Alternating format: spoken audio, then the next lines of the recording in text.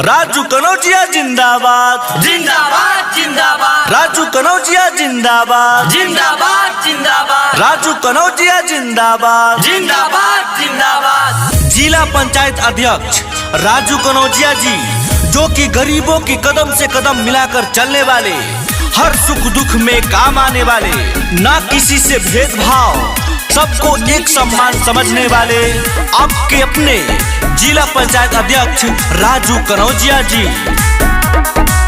जे गरीब में पलल जवान भइल बा, जेकर काम सबके सम्मान कइल बा, जे गरीब में पलल जवान भइल बा, जेकर काम सबके सम्मान कइल बा। झूठा कहेले ना बात, रहेले सबके साथ, अपन वादा पर उतरल खारा हवे।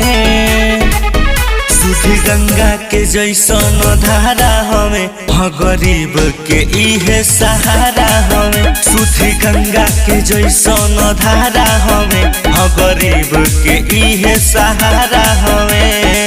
राजू कनौजिया जिंदाबाद जिंदाबाद जिंदाबाद। राजू कनौजिया जिंदाबाद जिंदाबाद जिंदाबाद। राजू कनौजिया जिंदाबाद जिंदाबाद जिंदाबाद।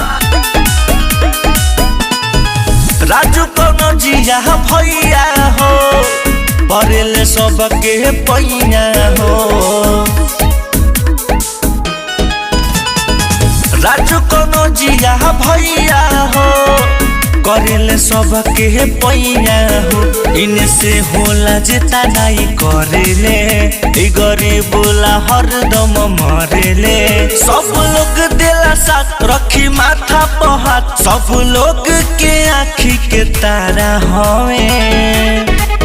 सुधी गंगा के जैसन धारा हवे, गरीब के इहे सहारा हवे। सुध गंगा के जैसन धारा हवे, गरीब के इहे सहारा हवे।